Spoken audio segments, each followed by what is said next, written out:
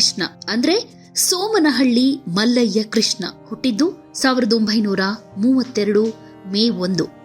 ಮಲ್ಲಯ್ಯ ಮತ್ತು ತಾಯಮ್ಮ ದಂಪತಿಯ ಮಗನಾಗಿ ಮದ್ದೂರು ತಾಲೂಕಿನ ಸೋಮನಹಳ್ಳಿಯಲ್ಲಿ ಇವರು ಹುಟ್ಟಿದ್ದು. ಎಸ್.ಎಂ. ಕೃಷ್ಣ ಅವರ 60 ವರ್ಷಗಳ ಸುದೀರ್ಘ ರಾಜಕೀಯ ಜೀವನದಲ್ಲಿ ವಿಧಾನಸಭೆ, ಲೋಕಸಭೆ, ರಾಜ್ಯಸಭೆ ಸದಸ್ಯರಾಗಿ, ಮುಖ್ಯಮಂತ್ರಿ, ಉಪಮುಖ್ಯಮಂತ್ರಿ, ಸ್ಪೀಕರ್ ಮತ್ತು ಕೇಂದ್ರ ಸಚಿವರಾಗಿ ಸೇವೆ ಸಲ್ಲಿಸಿದ್ದಾರೆ.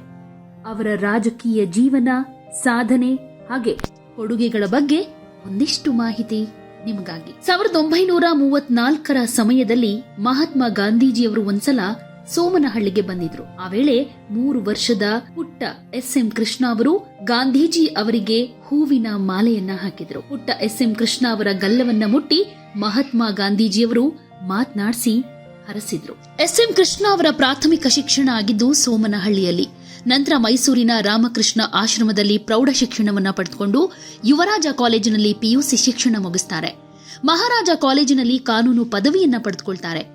ಅಮೆರಿಕದ ಡಲ್ಲಾಸ್ನ ಸೌತರ್ನ್ ಮೆಥಡಿಸ್ಟ್ ಹಾಗೆ ಜಾರ್ಜ್ ವಾಷಿಂಗ್ಟನ್ ವಿವಿಯಲ್ಲಿ ಉನ್ನತ ವ್ಯಾಸಂಗವನ್ನ ಮಾಡ್ತಾರೆ. ನಂತರ 1962ರಲ್ಲಿ ರಾಜಕೀಯಕ್ಕೆ ಧುಮುಕಿದ್ದು. ಆಗಲೇ ವಿಧಾನಸಭೆಗೆ ಪ್ರವೇಶವನ್ನ ಪಡೆದುಕೊಂಡಿದ್ದು. ಹೀಗೆ ಶುರುವಾದಂತಹ ಎಸ್.ಎಂ. ಕೃಷ್ಣ ಅವರ ರಾಜಕೀಯ ಹಾದಿ ಹೇಗಿತ್ತು ಅನ್ನೋದನ್ನ ನೋಡೋದಾದ್ರೆ 1962ರಲ್ಲಿ ವಿಧಾನಸಭೆಗೆ ಮೊದಲ ಬಾರಿಗೆ ಇವರು ಆಯ್ಕೆಯಾಗಿದ್ದು. 1968ರಲ್ಲಿ ಲೋಕಸಭಾ ಸದಸ್ಯರಾಗಿ ಎಸ್.ಎಂ. ಕೃಷ್ಣ ಆಯ್ಕೆಯಾಗ್ತಾರೆ. ಹಾಗೆ 1972ರಲ್ಲಿ ಕೇಂದ್ರ ಸಚಿವರಾಗ್ತಾರೆ. 1989ರಿಂದ 1992ರ ತನಕ ಸ್ಪೀಕರ್ ಆಗಿ ಕಾರ್ಯನಿರ್ವಹಿಸಿದ್ರು. 1992ರಿಂದ 1994ರ ತನಕ ಡಿಸಿಎಂ ಕೂಡ ಆಗಿದ್ರು. 1996ರಲ್ಲಿ ರಾಜ್ಯಸಭೆಗೆ ಆಯ್ಕೆಯಾಗಿದ್ರು. 2004-2008ರ ತನಕ ಮಹಾರಾಷ್ಟ್ರದ ರಾಜ್ಯಪಾಲರಾಗಿ ಕಾರ್ಯನಿರ್ವಹಿಸಿದ್ರು. ಒಟ್ಟಾರೆ ಪ್ರಮುಖವಾಗಿ 10 ಚುನಾವಣೆಗಳನ್ನ ಇವರು ಎದುರಿಸಿದ್ದಾರೆ. ಇನ್ನು 6 ವಿಧಾನಸಭಾ ಚುನಾವಣೆಗಳನ್ನ ಎದುರಿಸಿದ್ದು. ಇವುಗಳಲ್ಲಿ 4ರಲ್ಲಿ ಗೆಲುವು, 2 ಚುನಾವಣೆಯಲ್ಲಿ ಸೋಲು ಕಂಡಿದ್ದಾರೆ. 4 ಲೋಕಸಭಾ ಚುನಾವಣೆಗಳನ್ನ ಎದುರಿಸಿದ್ದು. 3 ಚುನಾವಣೆಯಲ್ಲಿ ಗೆಲುವನ್ನ ಪಡೆದುಕೊಂಡು 1 ಚುನಾವಣೆಯಲ್ಲಿ ಸೋತಿದ್ದಾರೆ. ಮದ್ದೂರು ಕ್ಷೇತ್ರದಿಂದ 3 ಸಲ ಹಾಗೂ ಚಾಮರಾಜಪೇಟೆಯಿಂದ 1 ಸಲ ಶಾಸಕರಾಗಿದ್ದಾರೆ. 3 ಸಲ ಮಂಡ್ಯ ಲೋಕಸಭಾ ಕ್ಷೇತ್ರದಿಂದ ಸಂಸದರಾಗಿದ್ದಾರೆ. 1 ಸಲ ವಿಧಾನ ಪರಿಷತ್ ಸದಸ್ಯರಾಗಿದ್ದಾರೆ. 2 ಸಲ ರಾಜ್ಯಸಭಾ ಸದಸ್ಯರಾಗಿದ್ದಾರೆ. ಕರ್ನಾಟಕದಲ್ಲಿ ಮುಖ್ಯಮಂತ್ರಿ, ಉಪಮುಖ್ಯಮಂತ್ರಿ, ಸ್ಪೀಕರ್, ಕೈಗಾರಿಕೆ, ವಾಣಿಜ್ಯ ಮತ್ತು ಸಂಸದೀಯ ವ್ಯವಹಾರಗಳ ಸಚಿವರಾಗಿ ಕಾರ್ಯನಿರ್ವಹಿಸಿದ್ದಾರೆ. 1993ರಿಂದ 1994ರ ತನಕ ರಾಜ್ಯದ ಉಪಮುಖ್ಯಮಂತ್ರಿಯಾಗಿ ಸೇವೆ ಸಲ್ಲಿಸಿದ್ದಾರೆ. 1995ರ ವಿಧಾನಸಭಾ ಚುನಾವಣೆಯಲ್ಲಿ ಮದ್ದೂರು ಕ್ಷೇತ್ರದಿಂದ ಸ್ಪರ್ಧೆ ಮಾಡಿದ್ದ ಎಸ್.ಎಂ. ಕೃಷ್ಣ ಸೋಲು ಅನುಭವಿಸಬೇಕಾಯಿತು.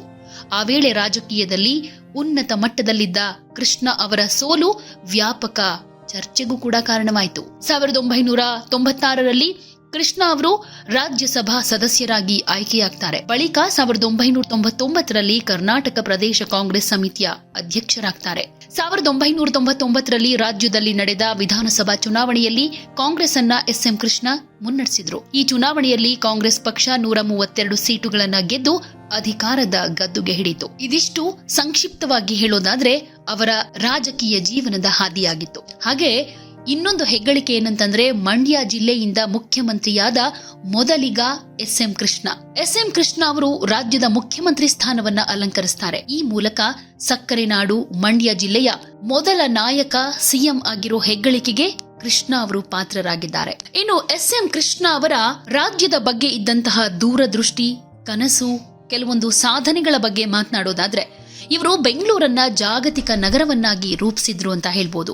ಎಸ್.ಎಂ. ಕೃಷ್ಣ ತಮ್ಮ ಅಧಿಕಾರದ ಅವಧಿಯಲ್ಲಿ ಬೆಂಗಳೂರನ್ನ ಮಾಹಿತಿ ತಂತ್ರಜ್ಞಾನ ಕ್ಷೇತ್ರದ ರಾಜಧಾನಿಯನ್ನಾಗಿ ಪರಿವರ್ತಿಸಿದ್ರು. ಬೆಂಗಳೂರನ್ನ ವಿಶ್ವ ನಕ್ಷೆಯಲ್ಲಿ ಗುರುತಿಸೋ ಹಾಗೆ ಮಾಡಿದ್ರು. ಇದರ ಪರಿಣಾಮವೇ ಬೆಂಗಳೂರು ಭಾರತದ ಸಿಲಿಕಾನ್ ವ್ಯಾಲಿಯಾಗಿ ಬೆಳೆದಿತ್ತು. 2022ರಲ್ಲಿ ಕೃಷ್ಣ ಬೆಂಗಳೂರು ಬ್ರ್ಯಾಂಡ್ ಅನ್ನ ರಕ್ಷಣೆ ಮಾಡೋದಕ್ಕೆ ಅಂದಿನ ಮುಖ್ಯಮಂತ್ರಿ ಬೊಮ್ಮಾಯಿ ಅವರಿಗೆ ಪತ್ರವನ್ನೂ ಬರೆದಿದ್ರು.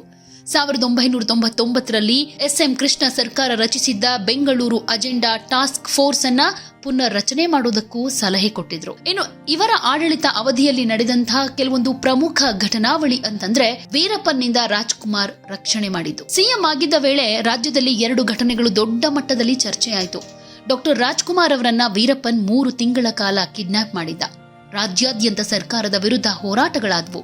ನಂತರ ಕೃಷ್ಣ ಅವರು ಅಂದಿನ ತಮಿಳುನಾಡು ಸಿಎಂ ಜಯಲಲಿತಾ ಅವರ ಜೊತೆ ಮಾತುಕತೆ ನಡೆಸಿ ನಂತರ ವೀರಪ್ಪನ್ಗೆ ಸಂಪರ್ಕ ಮಾಡಿ ರಾಜ್ಕುಮಾರ್ ಅವರನ್ನ ಸುರಕ್ಷಿತವಾಗಿ ಕರೆತಂದಿದ್ರು. ಇನ್ನು ಇವರ ಅಧಿಕಾರದ ಅವಧಿಯಲ್ಲೇ ಬರಗಾಲದ ಪರಿಸ್ಥಿತಿ ಎದುರಾಯಿತು.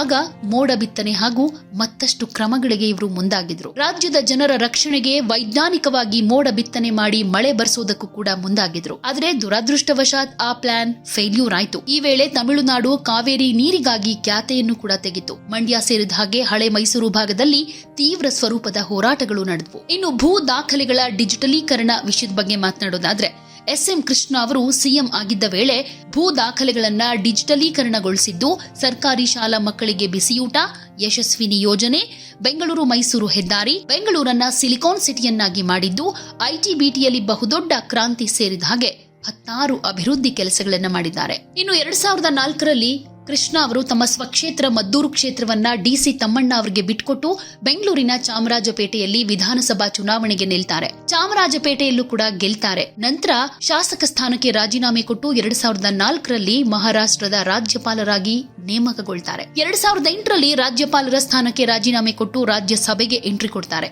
2009ರಲ್ಲಿ ಮನಮೋಹನ್ ಸಿಂಗ್ ಅವರ ಸಂಪುಟದಲ್ಲಿ ವಿದೇಶಾಂಗ ವ್ಯವಹಾರಗಳ ಸಚಿವರಾಗಿ ಕೆಲಸ ಮಾಡ್ತಾರೆ. 2012ರಲ್ಲಿ ಆ ಸ್ಥಾನಕ್ಕೂ ರಾಜೀನಾಮೆಯನ್ನ ಕೊಡ್ತಾರೆ. 2017ರಲ್ಲಿ ಕಾಂಗ್ರೆಸ್ ಸದಸ್ಯತ್ವಕ್ಕೆ ಅಧಿಕೃತವಾಗಿ ರಾಜೀನಾಮೆ ಕೊಟ್ಟ ಮೇಲೆ ಎಸ್ಎಂ ಕೃಷ್ಣ 2017ರಲ್ಲೇ ಬಿಜೆಪಿ ಪಕ್ಷಕ್ಕೆ ಸೇರ್ತಾರೆ. 2022 ಜನವರಿ 7ನೇ ತಾರೀಕು ಎಸ್ಎಂ ಕೃಷ್ಣ ತಮ್ಮ 60 ವರ್ಷಗಳ ಸುದೀರ್ಘ ರಾಜಕೀಯಕ್ಕೆ ನಿವೃತ್ತಿ ಘೋಷಣೆಯನ್ನ ಮಾಡ್ತಾರೆ. ಬುದ್ಧಿವಂತಿಕೆ, ಆಡಳಿತ ಕೌಶಲ್ಯಕ್ಕೆ ಹೆಸರುವಾಸಿಯಾಗಿದ್ದ ಎಸ್ಎಂ ಕೃಷ್ಣ 60 ವರ್ಷಗಳ ಕಾಲ ಕರ್ನಾಟಕ ರಾಜಕೀಯದಲ್ಲಿ ಮಾತ್ರ ಅಲ್ಲ, ಕೇಂದ್ರದಲ್ಲೂ ಕೂಡ ಪ್ರಮುಖ ರಾಜಕಾರಣಿಯಾಗಿ ಗುರುತಿಸಿಕೊಂಡಿದ್ರು. ಅವರ ಖ್ಯಾತಿ, ಕರ್ನಾಟಕದ ಅಭಿವೃದ್ಧಿಗೆ ಅವರು ಕೊಟ್ಟಂತ ಕೊಡುಗೆ ಶಾಶ್ವತವಾಗಿ ಉಳಿಯುತ್ತೆ ಅನ್ನೋದ್ರಲ್ಲಿ ಯಾವುದೇ ಡೌಟ್ ಇಲ್ಲ.